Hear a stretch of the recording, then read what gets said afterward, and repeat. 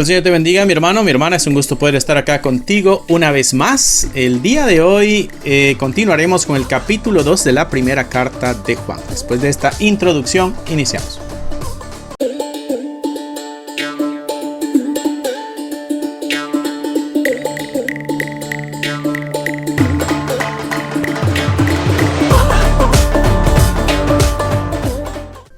Muy bien, mis hermanos, capítulo 2 de la primera carta de Juan, del versículo 7 en adelante, del 7 al 29, vamos a estar leyendo el día de hoy, así que espero que tengas tu Biblia a la mano, cuadernito de notas, lapicero, marcador, lo que necesites para sacar el máximo provecho de este estudio que estaremos teniendo nosotros el día de hoy, ¿no? Así que iniciamos sin más ni más. La semana pasada llegamos hasta el versículo 10, capítulo 1, y de ahí el capítulo 2, versículo 10. Porque el capítulo 1 tiene unos pocos versículos nada más. Muy bien. El día de hoy arrancamos con el versículo 7 del capítulo 2. El mandamiento del amor es el que nos está dando acá Juan, ¿no? Mira lo que dice el versículo 7 y versículo 8. Hermanos, no os escribo mandamiento nuevo, sino el mandamiento antiguo que habéis tenido desde el principio. Este mandamiento antiguo es la palabra que habéis oído desde el principio. Sin embargo, os escribo un mandamiento nuevo que es verdadero en él y en vosotros, porque las tinieblas van pasando y la luz verdadera ya está alumbrando. Un principio fascinante lo que nos está presentando esta sección. La verdad de Dios es a la vez eterna, es increíblemente presente a la vez. Juan habla del mandamiento de amarnos unos a otros, como que si fuera algo antiguo. ¿No? Algo que los creyentes ya han escuchado, ¿sabes? Esto no es nuevo. Desde el Antiguo Testamento se nos ha instruido a amar al prójimo, a amar a Dios sobre todas las cosas. Así que él menciona esto como que si fuera algo antiguo, algo que los creyentes obviamente han escuchado desde el primer día también de la palabra de Cristo. No es un mensaje nuevo netamente de Juan. Es un mensaje antiguo, desde el Antiguo Testamento, pero a la misma vez es antiguo porque se ha escuchado desde que Cristo lo estuvo anunciando. ¿Okay? Desde que Cristo llegó a las vidas de ellos. Ese es el fundamento. Sin embargo, al mismo tiempo, lo llama un mandamiento nuevo. Y aquí es donde viene a veces la pregunta, ¿cómo puede ser esto nuevo y viejo a la misma vez? Es nuevo porque el mandato del amor en Cristo adquiere una nueva dimensión, adquiere una profundidad diferente, algo que antes no se conocía. Ya no es solamente una regla que debemos nosotros seguir, sino que es la misma vida de Cristo manifestándose en nosotros, el amor al prójimo, la vida de Cristo manifestándose en nosotros.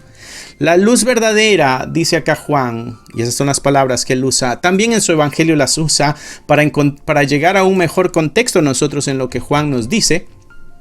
Es bueno leer todo lo que él escribió. Juan usa mucho este término de la luz y las tinieblas también en su evangelio. Aquí él está hablando de la luz verdadera que ahora alumbra. ¿Y cuál es esa luz verdadera? Bueno, es Jesús mismo, es nuestro Señor. Su vida, la vida de nuestro Señor Jesucristo le da a este mandamiento que es antiguo, que es el mandamiento de amar, un poder y una realidad completamente nuevos. Eso es lo que Juan nos está tratando de enseñar. En Cristo este mandato es algo totalmente fuera de lo normal. Hay una realidad totalmente diferente. No es solamente leer la receta, sino que es probar la comida, en otras palabras. No solamente decir ama, sino que la capacidad de hacerlo. Nosotros amamos porque Él nos ha amado primero.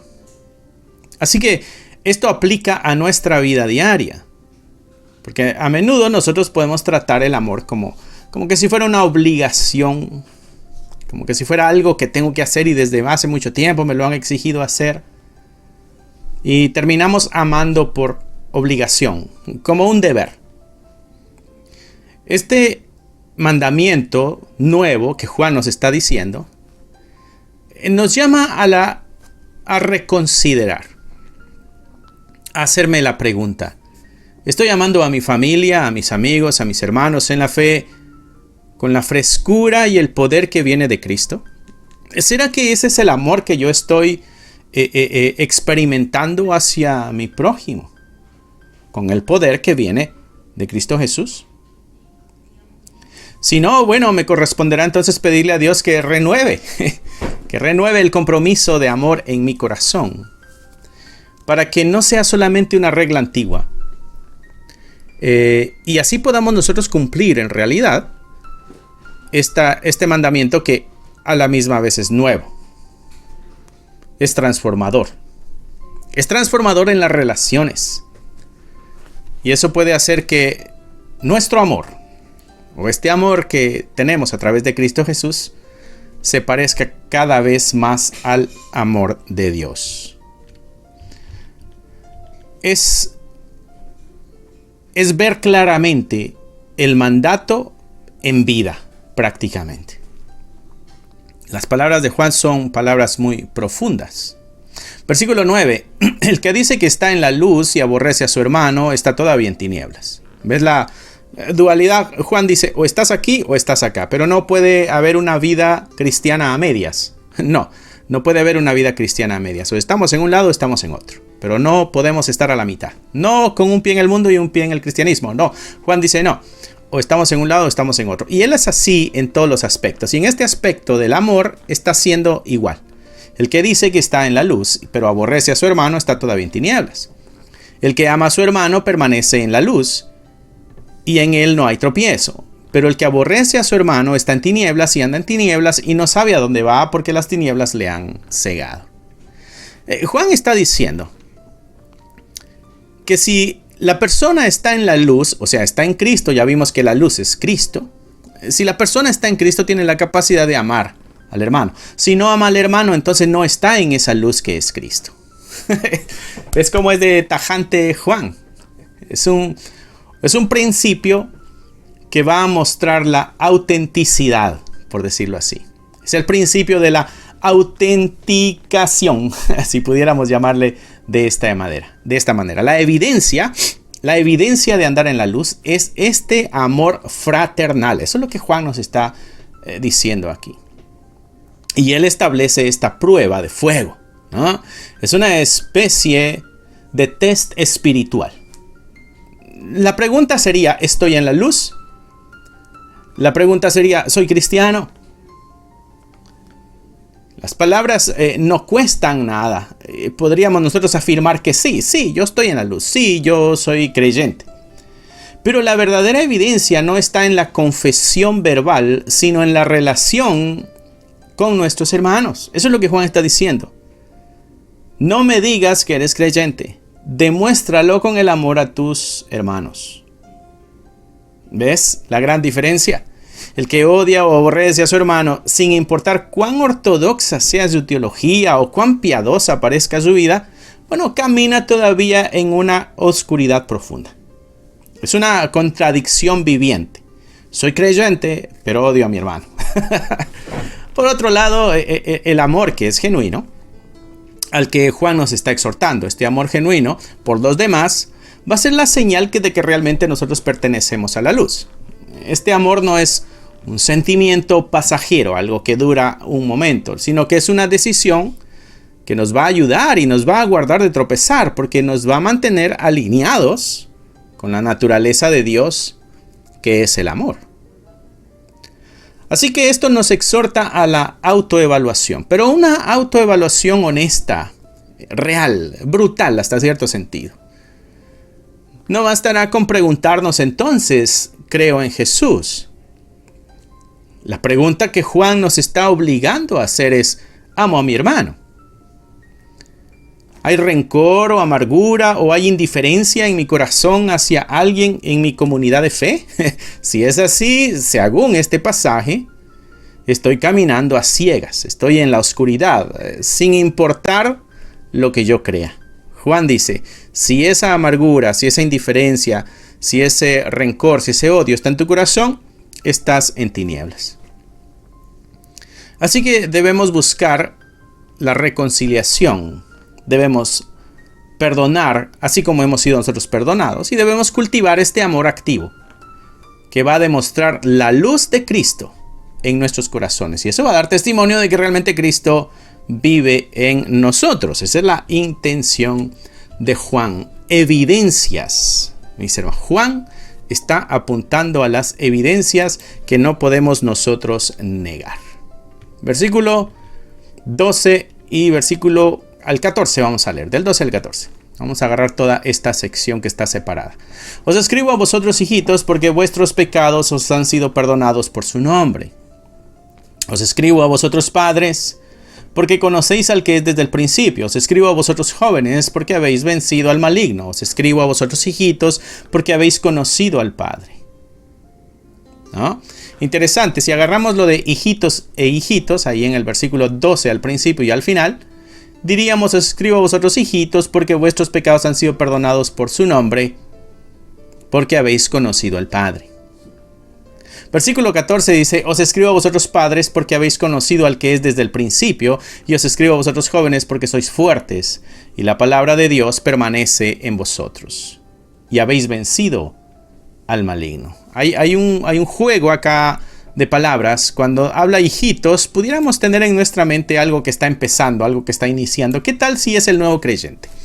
Pudiéramos nosotros en cierto sentido ver aquí algunas etapas quizá en la vida del creyente. Algunos opinan de que está hablando directamente a ancianos, a jóvenes y a los más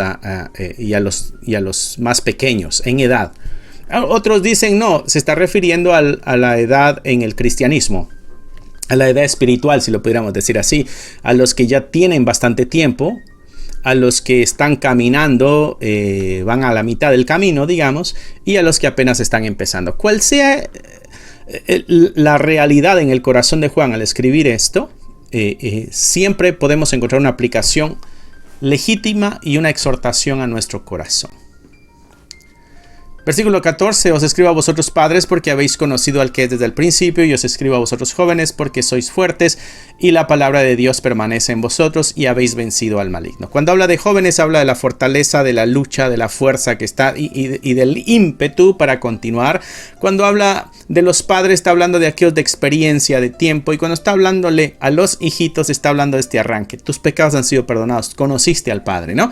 Por eso algunos se inclinan por la idea de que es una etapa de la vida del creyente. Quizá le está hablando a un grupo en la iglesia donde se encuentran estas tres etapas: el que ya tiene mucho tiempo, el que va a la mitad del tiempo y los que apenas están iniciando.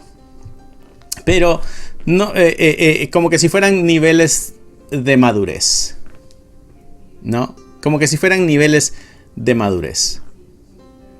Pero lo notable es que la seguridad de todos ellos, los hijitos, los jóvenes y los padres, no se basa en los logros. No sé si te diste cuenta de eso, sino en lo que Dios ha hecho por ellos y en ellos. ¿Sí? A los hijitos, a los más nuevos en la fe, les asegura que sus pecados han sido perdonados por su nombre. O sea, su identidad no se basa en su perfección, sino en el perdón comprado con la sangre de Cristo. A los jóvenes, ¿no?, en la plenitud de su fuerza espiritual, les recuerda que su victoria sobre el maligno no viene de ellos mismos, sino de la palabra de Dios que permanece en ellos. Y a los padres, a los que ya son maduros, diríamos, en la vida espiritual, les elogia por su conocimiento profundo y su relación con Dios. Así que nuestra posición y nuestra seguridad en Dios, mis hermanos, no es un regalo o no es un premio por nuestro esfuerzo, sino que es un regalo basado en su obra y en su palabra. Esto que Juan está hablando aquí va a combatir con nuestro orgullo, con nuestra inseguridad. ¿Ok? Si me siento débil en mi fe, quizá pudiera compararme con el hijito. Mi seguridad no está en mi fuerza, sino que está en el perdón que ya tengo de Cristo. ¿Qué tal si estoy ya en la etapa de joven, ¿no?, la victoria, la fortaleza? Bueno, debo recordar que esa fuerza no es mía, sino de la palabra de Dios que vive en mí, lo que me debe mantener en humildad. O sea que El orgullo en estos pasajes debe opacarse y desaparecer. Porque todo es por la gracia y para la gloria de Dios. Porque a la misma vez, si llevo ya muchos años en la fe, si me identifico con el grupo al que le llamo padres, ¿no? Mi mayor gozo debe ser el simple y profundo conocimiento de Dios mismo. Es mi herencia. Así que nosotros debemos encontrar nuestro descanso y nuestra confianza no en nuestro desempeño espiritual, sino en la obra consumada de Cristo y la fidelidad de Dios. Cual sea la etapa en la que tú te encuentras, hijito, joven o padres, en estas etapas espirituales, cual sea que sea la etapa en la que tú te encuentres, la gloria se la lleva a Dios. Tu identidad está en Cristo y tu fortaleza la encuentras en el Espíritu de Dios. Todo regresa hacia nuestro Señor. Gloria sea a Dios. Vamos a leer el versículo 15. Bien directo también. No améis al mundo ni las cosas que están en el mundo. Si alguno ama al mundo, el amor del Padre no está en él. ¿Te das cuenta la claridad y la rigidez en las palabras de Juan? Lo que nos está diciendo Juan aquí es la incompatibilidad del amor. Dios contra el mundo. ¿Quién va a ganar? No améis al mundo ni las cosas que están en el mundo. Si alguno ama al mundo, el amor del Padre no está en él. Establece Juan esta dicotomía que es bien radical. Es un principio que apunta hacia las lealtades exclusivas. Juan está afirmando algo interesante. Es imposible amar al mundo y amar al Padre al mismo tiempo. Es imposible hacerlo. Son dos amores que compiten entre sí y excluyen. Si amas a Dios, no puedes amar al mundo. Si amas al mundo, no puedes amar a Dios. El uno va a excluir al otro. Uno inevitablemente va a desplazar al otro. Y el mundo, mis hermanos, no se está refiriendo acá al planeta Tierra, no se está refiriendo a las personas, sino que se está refiriendo al sistema de valores, a los deseos, al orgullo que opera en rebelión contra Dios. Entonces, amar este sistema, lo que Juan nos está diciendo, amar las prioridades de este sistema. La búsqueda de la autogratificación, la independencia de Dios es lo que busca este mundo.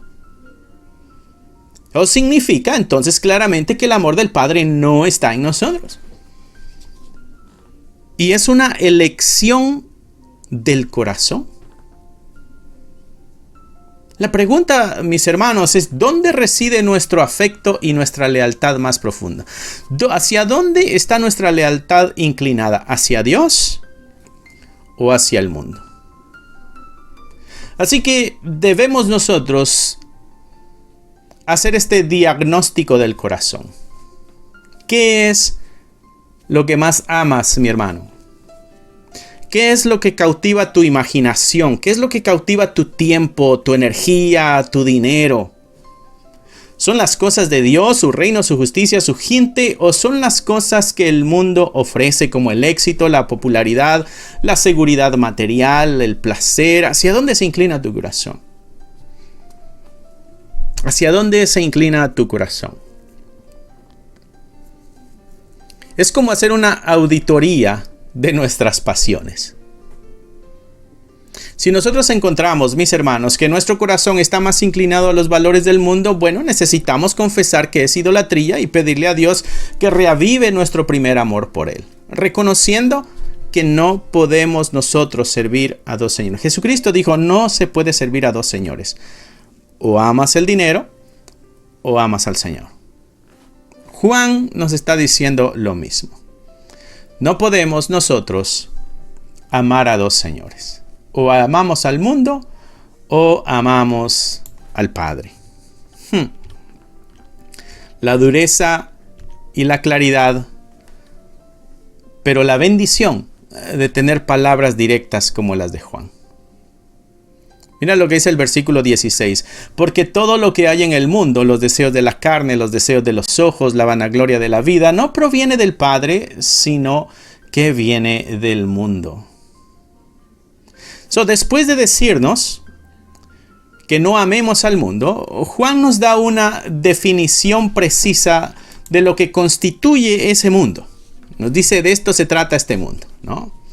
Y lo pone en 3 categorías: los deseos de la carne, los deseos de los ojos y la vanagloria de la vida. ¿Qué son los deseos de la carne? Bueno, esto se refiere a todas las pasiones desordenadas de nuestra naturaleza caída. Va más allá de lo sexual. Aquí va la gula, la pereza o cualquier apetito que busca la gratificación fuera de la voluntad de Dios. De ahí dice los deseos de los ojos. La codicia, ¿no? El materialismo. El impulso de querer lo que vemos. De encontrar satisfacción en poseer cosas, en la belleza superficial, en lo que el dinero puede comprar. Los deseos de los ojos. La vanagloria de la vida, aquello que es vano, vacío, aquello que no tiene ningún provecho. La vanagloria viene de vanidad, viene de vacío, viene de no hay provecho. Ahí estamos hablando del orgullo, de la arrogancia, la necesidad de ser vistos, de ser admirados, de ser exaltados. A veces tenemos esa necesidad. La obsesión por nuestro estatus, ¿no? Por nuestra posición en la sociedad. La reputación, la autosuficiencia, vivir para la propia gloria en lugar de vivir para la gloria de Dios. Nada de esto proviene del Padre, dice Juan, y Juan es completamente directo. Así que estas divisiones que nos hizo aquí Juan, de una forma magistral, nos ayudarán a nosotros, serán como herramientas para hacer un diagnóstico de nuestro corazón. A través de eso podremos nosotros examinar nuestras vidas. ¿Estoy luchando con apetitos que no quiero someter a Dios? ¿Será eso los de la carne? ¿Mi felicidad depende de lo que tengo o de lo que quiero comprar? Quizá hacia donde mis ojos apuntan. ¿Y qué tal la motivación? ¿Mi motivación principal es impresionar a otros o conseguir o construir y elevar mi propio ego? La vanagloria. La aplicación es identificar especialmente en cuál de estas áreas el mundo tiene más control sobre nuestras vidas. Y el reto es llevarle esto a Cristo en arrepentimiento, buscando nuestra satisfacción solamente en el Señor. Juan nos está exhortando a que busquemos nuestra total satisfacción en nuestro Señor. Mira el versículo 17. El mundo pasa. Aquí estamos. El mundo pasa y sus deseos, pero el que hace la voluntad de Dios permanece para siempre. Está el contraste, está lo contrario. Este es el porqué detrás de la advertencia de no amar al mundo. ¿Por qué no debes amar al mundo? Bueno, es que pasa, sus deseos pasan, pero el que hace la voluntad de Dios permanece para siempre. Este es el contraste entre lo temporal y lo que es eterno. Este es el porqué detrás de la advertencia de no amar al mundo. Juan presenta acá un principio bien importante para la eternidad. El mundo, mis hermanos, el mundo, con todo su atractivo, todo su glamour y sus deseos apasionados, todo eso es temporal. Se va a acabar. Eso tiene una fecha de caducidad. Así que invertir la vida en el mundo es como que si construyéramos un castillo de arena cuando está subiendo la marea en el mar. El que hace la voluntad de Dios, al contrario, permanece para siempre. La obediencia a Dios, aunque a menudo parezca menos atractiva, muchas veces es lo que menos nos llama la atención, es lo más gratificante a largo plazo. A corto plazo quizá no es tan gratificante, pero sí lo es a largo plazo. Es una inversión para la eternidad. Y alinearnos nosotros, mis hermanos, con el propósito de Dios eterno nos va a asegurar una permanencia que el mundo jamás podrá ofrecer. Así que esto debe cambiarnos la perspectiva sobre el éxito y el propósito. Y nos obliga a cuestionarnos, a evaluarnos, a preguntarnos, ¿estoy viviendo para lo que se desvanece o para lo que permanece para siempre?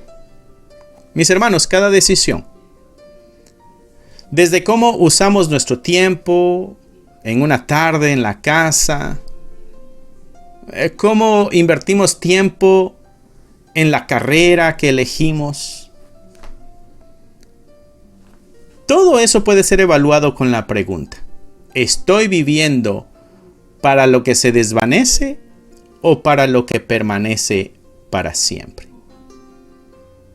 Así que debemos vivir con una perspectiva eterna, tomando decisiones no basadas en la gratificación instantánea que nos está ofreciendo el mundo, sino en la voluntad de Dios, sabiendo que solo eso tiene el valor duradero y eterno. Juan lo dijo claramente: el que hace la voluntad de Dios permanece para siempre. Y ahí viene otro tema. No ajeno, va en relación. El anticristo, dice el subtítulo en mi Biblia. Versículo 18 y versículo 19. Hijitos, ya es el último tiempo, y según vosotros oíste que el anticristo viene, así ahora han surgido muchos anticristos. Por eso conocemos que es el último tiempo. Salieron de nosotros, pero no eran de nosotros, porque si hubiesen sido de nosotros, hubieran, y esta es clave, permanecido con nosotros. Pero salieron para que se manifestase que no todos son de nosotros. Parece un trabalenguas, ¿no? Pero Juan nos está hablando de la apostasía dentro de la comunidad de fe. Juan usa el término anticristos. Y hay un principio crucial sobre el origen del engaño espiritual. Los falsos maestros no eran invasores externos, no era gente que venía de afuera, que atacaban la iglesia desde afuera. Juan está hablando claramente de algo. Salieron de nosotros, pero no eran de nosotros. Quiere decir que estaban adentro del grupo, eran personas que formaban parte de la comunidad. Hablaban el lenguaje de la fe, pero que en última instancia no compartían la misma vida. Hace relación con lo que acabamos de leer. No te despegues del pensamiento del amor al prójimo y andar en la luz, ¿no? ¿Por qué? Porque mira, estas personas, dice Juan, estas personas formaban parte del grupo, de la iglesia, pues. Hablaban el lenguaje de fe, oraban, decían aleluya, todo tipo de vocabulario que nosotros usamos. Pero no compartían la misma vida.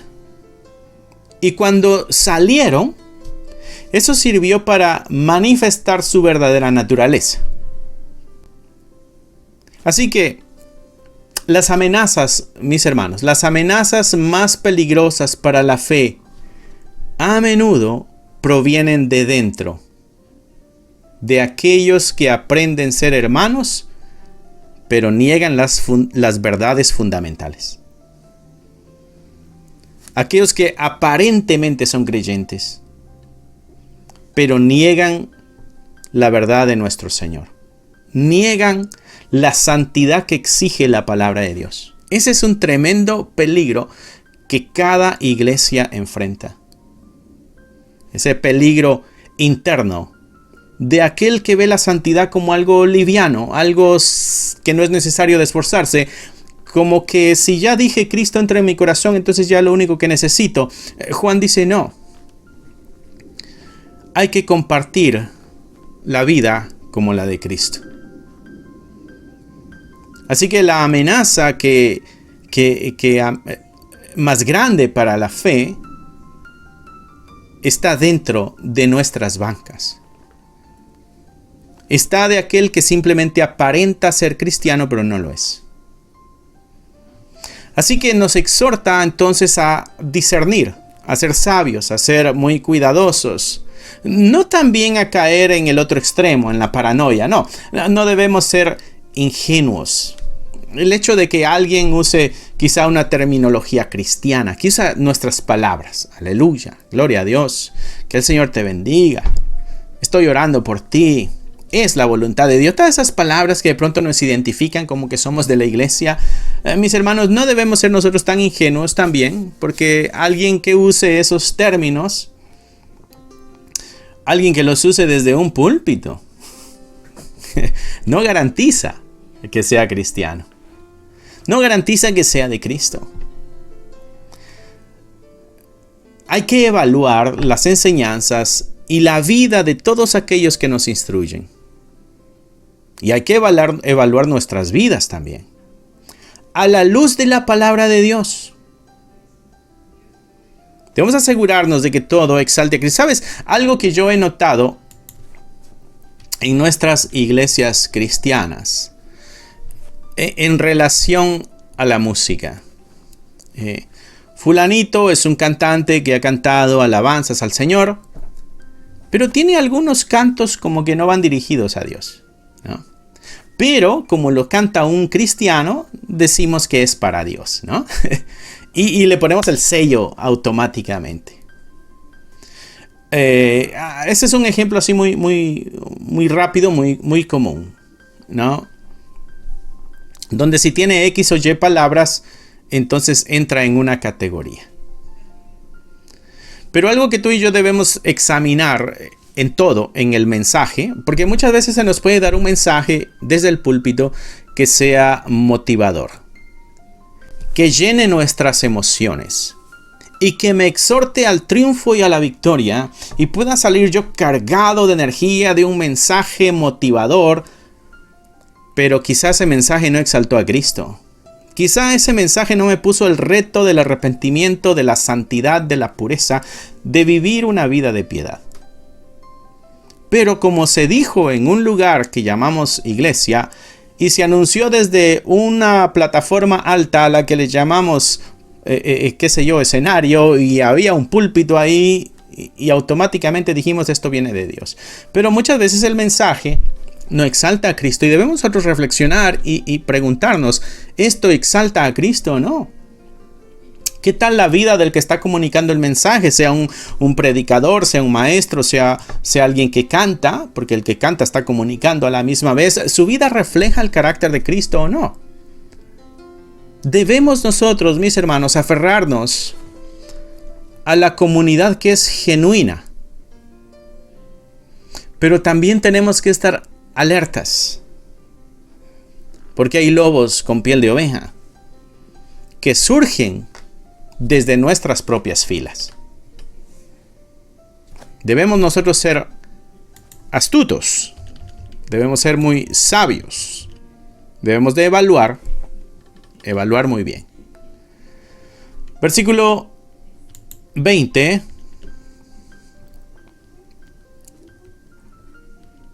Versículo 20, vamos a leer hasta el 23. Pero vosotros tenéis la unción del Santo y conocéis todas las cosas. No os he escrito como si ignoraseis la verdad, sino porque la conocéis, y porque ninguna mentira procede de la verdad. ¿Quién es el mentiroso sino el que niega a Jesús? ¿Quién es el mentiroso, sino el que niega que Jesús es el Cristo? Este es el anticristo, el que niega al Padre y niega al Hijo. Todo aquel que niega al Hijo tampoco tiene al Padre. El que confiesa al Hijo tiene también al Padre. La clave, mis hermanos, es Cristo. Es anunciar a Cristo. Es una tremenda clave. La negación de Cristo es el gran error. Así que Juan nos está hablando aquí de la esencia del engaño, ¿no? Nos está hablando de Cristo. La pregunta es, ¿quién es Jesús? Una pregunta que debemos responder nosotros como que ¿quién es Jesús? El mentiroso, el falso maestro,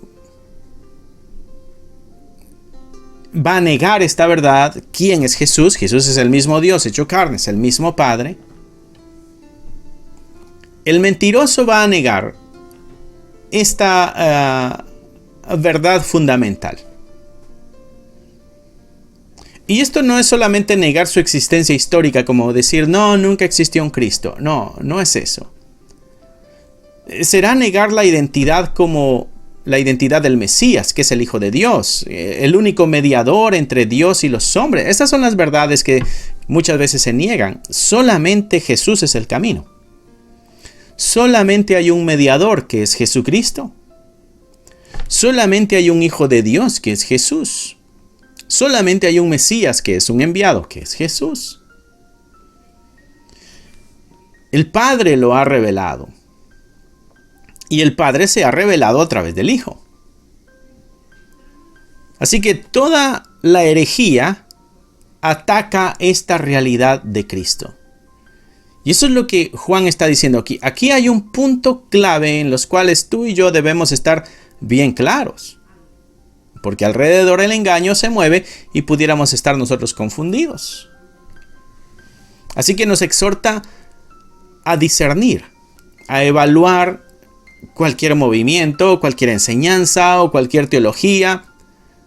La pregunta central debe ser, ¿qué hace con Jesús esta enseñanza? ¿Lo exalta como que es el único y suficiente Señor y Salvador, el Dios encarnado? ¿O lo reduce a un maestro, a un profeta más, a un camino entre muchos? ¿Cómo esta enseñanza habla de Jesucristo? Debemos nosotros aclarar las doctrinas cristianas en nuestra mente y en nuestro corazón. Debemos aclararlas para defendernos. Debe estar fortalecida la doctrina cristiana en nuestra mente y en nuestro corazón, porque hay puntos que no se pueden negociar en nuestra fe. Nosotros debemos conocer a Cristo tan profundamente, y lo debemos conocer a través de las Escrituras.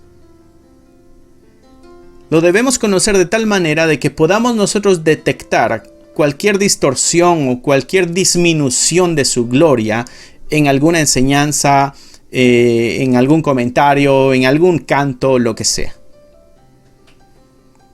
Porque estar conectados al Hijo o la confesión del Hijo es lo que nos mantiene firmemente conectados al Padre. Versículo 23. Todo aquel que niega al Hijo no tiene al Padre. Negar a Cristo es no tener a Dios Padre. Es interesante cómo estas verdades muchas veces pasan desapercibidas de muchos creyentes. De muchos creyentes. Porque yo sé que de pronto este comentario a algunos les choque, pero muchos ven al pueblo de Israel como la última Coca-Cola del desierto. Pero ellos niegan al Hijo. Y Juan es claro al decir, todo el que niega al Hijo no tiene al Padre. Pero el que confiesa al Hijo, ese también tiene al Padre. ¿Cómo responden aquellos que ven a Israel como el pueblo de Dios ante esto que Juan está diciendo? Porque Juan aquí les está llamando anticristos. No lo digo yo, lo dice la palabra de Dios.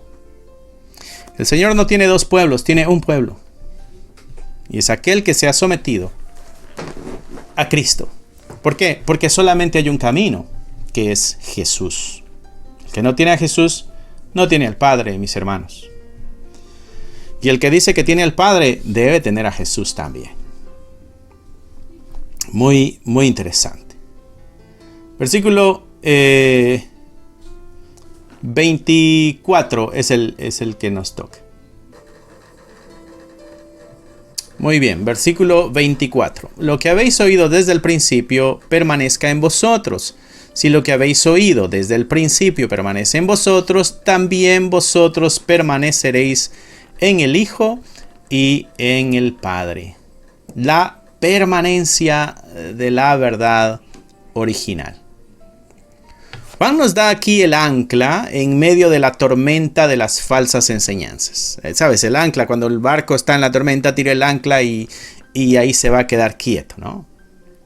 El criterio para la estabilidad espiritual, mis hermanos, no es encontrar la última novedad teológica, sino que es aferrarse a lo que se ha oído desde el principio. Este es un llamado radical a la fidelidad a la doctrina cristiana. La verdad del Evangelio no es una verdad que evoluciona o se mejora con el tiempo. Este es un depósito que se debe guardar. Lo más poderoso de este principio es la conexión que hace permanecer en esta verdad original. No es un simple ejercicio intelectual, es la condición misma para permanecer en el Hijo y en el Padre.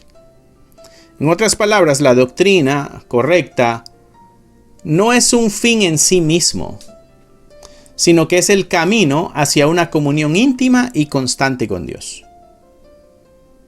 La doctrina correcta no es la meta a alcanzar, en otras palabras, sino este camino de intimidad que es constante con Dios. No es alcanzar, mi meta es alcanzar el conocimiento correcto. No, nuestra meta debe ser una continua y constante comunión íntima con el Padre. Porque si fuera el conocer algunas verdades, entenderlas intelectualmente, las estudiamos, las aprendemos y ahí acabó todo. Pero no es así. Somos nosotros constantemente, mis hermanos, bombardeados por nuevas ideas, por nuevas interpretaciones, y algunos se atreven a llamarle revelaciones todavía. Y este principio que Juan nos está dando nos llama a ser conservadores en el mejor sentido de la palabra. Conservar la fe que una vez fue dada a los santos.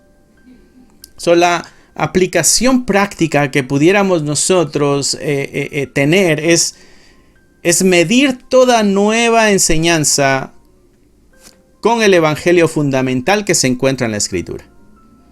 Antes de aceptar nosotros algo nuevo, nosotros debemos preguntarnos: ¿es esto consistente con lo que la iglesia ha creído desde el principio? Debemos ir a la Escritura, aferrarnos a esa verdad fundamental. Eso nos va a mantener seguros en nuestra relación con Dios. Versículo 25, esta es la promesa que Él nos hizo, la vida eterna. Y esta viene la motivación que Juan está dando. Tú tienes una promesa, mi hermano. Porque después de que Juan nos llama a la permanencia en la verdad, permanecer en la verdad, y ese permanecer es un continuo, nos muestra esta recompensa. Es la promesa que lo impulsa todo. Es la vida eterna. No es un añadido. No es solamente un añadido. Es el horizonte hacia donde nosotros estamos caminando. La vida eterna, mis hermanos, no es solamente durar la existencia de una forma infinita. No. La vida eterna es Dios mismo. Y mis hermanos, nuestra vida eterna comienza en el momento en que creemos en Cristo Jesús. Y va a alcanzar su plenitud hasta la eternidad. Esa es la garantía que nos da la fuerza para resistir el engaño, para permanecer nosotros firmes y perseverar en la fe. Ese es el porqué detrás de nuestro esfuerzo de permanecer. Dios no nos pide fidelidad sin darnos una esperanza gloriosa por la cual nosotros vivir. La vida eterna va más allá de vivir muchos años, mi hermano. La vida eterna consiste de Dios y en Dios. Gloria sea a nuestro Señor. Versículo 26 y versículo 27. Os he escrito esto sobre los que os engañan. Pero la unción que vosotros recibiste de Él permanece en vosotros y no tenéis necesidad de que nadie os enseñe, así como la unción misma os enseña todas las cosas y es verdadera y no es mentira, según ella os ha enseñado, permaneced en Él. Y cuando hablamos acá de unción, estamos entendiendo aquí que es la presencia del Espíritu Santo en la persona. ¿Recuerdas en el Antiguo Testamento? Era el aceite lo que se usaba para ungir al rey o al profeta, ¿no? Y eso quería decir que había una aceptación y una elección dada por Dios para con esa persona en esa función que iba a cumplir. Bueno, ahora ahora la Escritura nos ha enseñado de que ese era símbolo del Espíritu Santo en la persona. El Espíritu Santo es el que nos bautiza en el cuerpo de Cristo, nos mete a la familia de Dios. Y esa es la unción a la misma vez. Esa es la unción a la misma vez, ¿no? Por eso el versículo 27 nos habla de que esta unción permanece en el creyente. Por lo tanto, no hay necesidad de que nadie le enseñe. ¿Por qué? Porque esa unción enseña todas las cosas. Es verdadera, no es mentira. Así como os ha enseñado, permaneced en Él. ¿Y recuerdas quién es el que nos guiaba a toda verdad? El Espíritu Santo. Bueno, ahí estamos entendiendo de qué se trata la unción a la que Juan está refiriéndose en este pasaje. Toma ese concepto de unción, que es el Espíritu Santo, pero lo está llevando a un paso mucho más allá. Porque nos está hablando de su completa suficiencia para el creyente. Cuando Juan está diciendo acá, no tenéis necesidad de que nadie os enseñe, es un comentario bastante radical. Ok, no está Juan aboliendo a los maestros en la iglesia, a los pastores, no es lo que Juan está diciendo. Sino que está hablando en el contexto de aquellos que les están engañando. El creyente no necesita que un falso maestro del gnosticismo de aquel entonces les imparta estos conocimientos secretos o estas, como ellos llamaban, verdades más profundas. ¿Por qué? Bueno, lo que pasa es que ustedes tienen al Espíritu Santo, dice Juan, y el Espíritu Santo mora en ustedes. Y por eso les ayuda a entender y a conocer todas las cosas. ¿Cuáles? Las que son necesarias para la vida y para la salvación. El Espíritu Santo es este maestro interno, verdadero, que no es mentiroso y siempre va a confirmar la verdad del Evangelio, aquella que ya hemos recibido. Una gran ayuda del Espíritu Santo en nosotros. Así que esto nos libera, mis hermanos, de la posible intimidación que pudiéramos tener, una intimidación intelectual, ¿no? O la dependencia de los gurús espirituales, ¿no? Debemos aprender a confiar en el testimonio interno del Espíritu Santo en nosotros mientras nos enfrentamos a su palabra y mientras escudriñamos las Escrituras o escuchamos las enseñanzas. O sea, esto no quiere decir que seamos nosotros arrogantes, no caigamos en ese error también de ser arrogantes o de no permitir que alguien nos enseñe. No, no es lo que Juan está diciendo. Nosotros debemos entender que esa es la dinámica en la que estamos creciendo, conociendo a alguien más nos está enseñando, ¿no? Pero cuando algo no se siente muy bien, alguna enseñanza como que no va muy bien, cuando está contradiciendo la Escritura, debemos hacer una pausa, detenernos. Tenemos nosotros el permiso de parte de la Escritura para discernir. Juan es lo que está tratando de decirnos. El mismo Espíritu de la verdad vive en nosotros. Debemos nosotros cultivar una sensibilidad a la voz del Espíritu de Dios. Cuando algo no se oye muy bien, seguramente el Espíritu Santo nos está diciendo, espera, reflexiona bien. en lo que estás oyendo. Versículo 28, y ahora, hijitos, permaneced en él para que cuando se manifieste tengamos confianza para que en su venida no nos alejemos de él avergonzados. Una pequeña advertencia. El permanecer es como una preparación para cuando el Señor venga. Permanecer en él. Es lo que Juan está diciendo. Y mira los términos que usa Juan. Hijitos. Puede sentirse el amor y la ternura en la voz de Juan.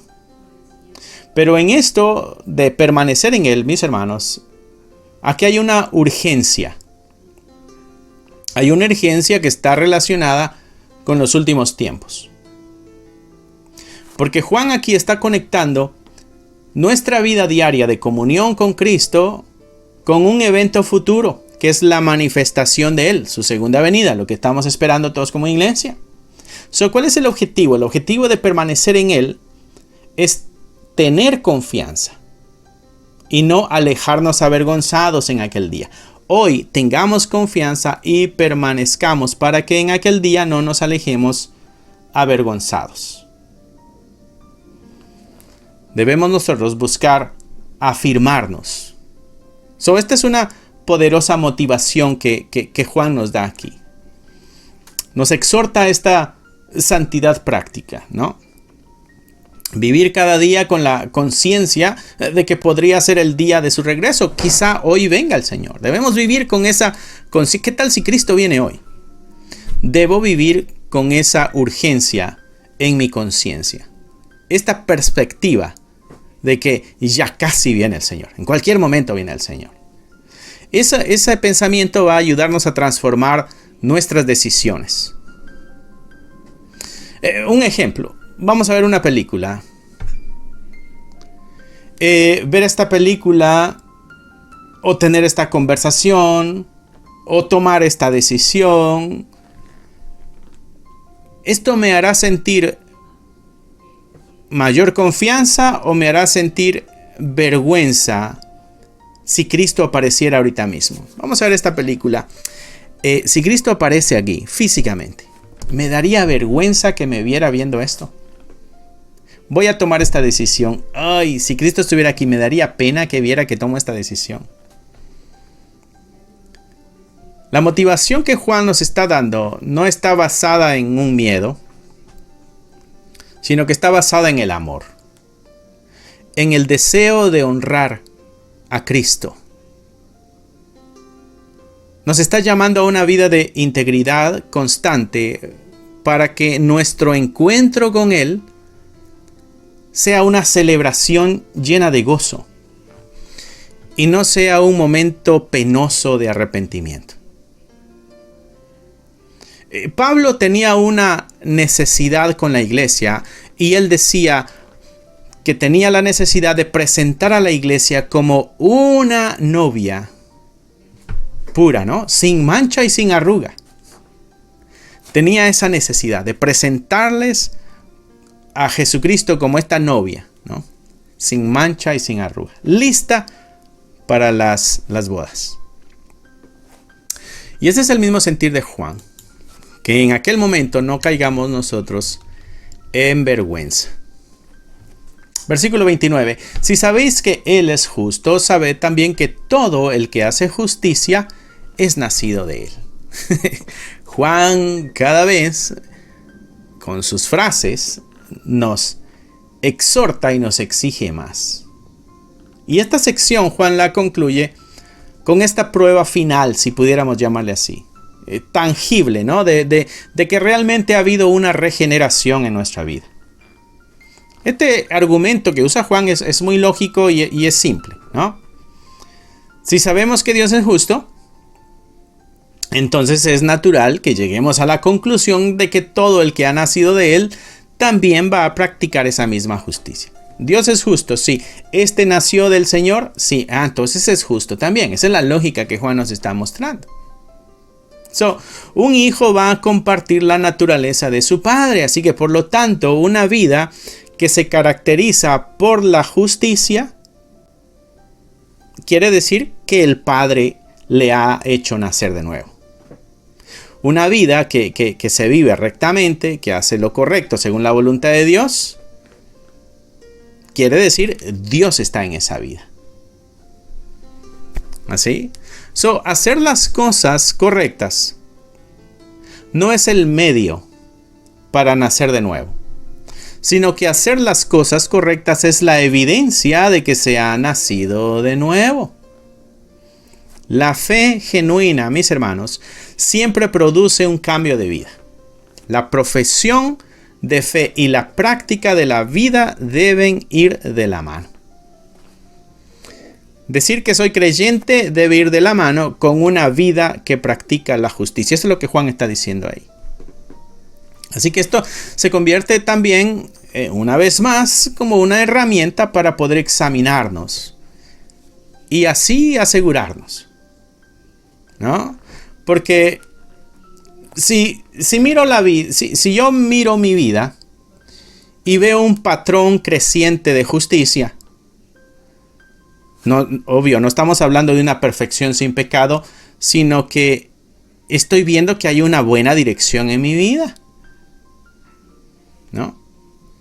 ¿Amo lo que Dios ama o odio lo que Dios odia? ¿Deseo activamente vivir de pronto de una manera que le agrade a Él? Si la respuesta es sí a esas preguntas, aunque yo tropiece a menudo, mi hermano, puedo tener una confianza real de que he nacido en Él. Así que no es solamente examinar nuestras creencias, sino también nuestras acciones y permitir que el fruto de la justicia en nuestra vida nos asegure que somos verdaderos hijos de Dios. Si ves tu vida que va avanzando en un patrón de conducta justa, ¿no? Si tú ves que amas a Dios o amas lo que Dios ama y odias lo que Dios odia, y si hay un deseo en tu corazón de vivir de tal manera que Dios sea agradado en tu vida, bueno, eso debe darte cierta seguridad. Esas son las evidencias que Juan nos está mostrando en esta sección que nosotros acabamos de leer. Juan dice, la doctrina es buena, y es muy buena porque nos enseña, nos dirige, nos corrige, pero la práctica no la podemos hacer a un lado. La doctrina y la práctica de la doctrina deben ir de la mano, y eso nos va a dar a nosotros tal seguridad y confianza para que cuando Él venga no nos alejemos avergonzados. Gloria sea a Dios. Espero que el Señor ha hablado a tu vida, mi hermano, mi hermana. Es un gusto poder estar acá contigo. Y recuerda que estamos acá los miércoles y los viernes a las 7. Y los domingos tenemos nuestro video del servicio dominical. Así que espero que nos sigas sintonizando en los próximos estudios. Si quieres aprender más, tenemos en este canal bastante material para que tú veas y aprendas junto con nosotros. Y si te gustaría también ayudarnos de alguna forma, ponnos en tus oraciones. Que estemos en la lista de tus oraciones. Ese es nuestro deseo. Si te gustaría ayudarnos de alguna forma económica, hay dos maneras. En la descripción del canal vas a encontrar enlace para poder dar una donación monetaria. O también vas a encontrar un enlace para poder adquirir algo del material que nosotros tenemos, que son devocionales, libros para colorear, para que te sientes con los niños y puedas con tus hijos reflexionar en la palabra de Dios. Y hay algunos libros también de estudio, como el libro de Santiago, un libro muy bueno que te recomiendo para poder estudiar la palabra de Dios juntos, ¿no? Así que sin más ni más, cierra tus ojos, inclina tu rostro y nos vamos a despedir con una oración. Amantísimo Padre, gracias una vez más por tu palabra. Juan, un hombre lleno de experiencia y de años, ha llegado a la vejez y le da la autoridad y la sabiduría para hablar de esa manera, de ser directos y tajantes. O estás en la luz o estás en las tinieblas. Señor, ayúdanos a entender su sabiduría. aceptarla y a vivirla para gloria de tu nombre. Bendice a mis hermanos y hermanas que nos estás viendo a través de este video. Guárdales y que los anhelos de sus corazones, Padre, si van encaminados en tu voluntad, se hagan realidad. Te lo pedimos en el nombre de Jesús. Amén, amén y amén. Que usted bendiga, que usted guarde, mi hermano. Y recuerda, estamos aquí los miércoles y viernes a las 7 y los domingos tenemos los servicios dominicales. Bye. Si te gustaría obtener alguno de estos devocionales, libros de estudio o libros para colorear, encontrarás un enlace en la descripción del video que te llevará a la página de Amazon para adquirirlos. Si aún no te has inscrito en el canal, te animo a que lo hagas para no perderte ninguno de los videos que estamos subiendo. Gracias por esperar hasta aquí. Que nuestro Señor te bendiga y nos vemos pronto.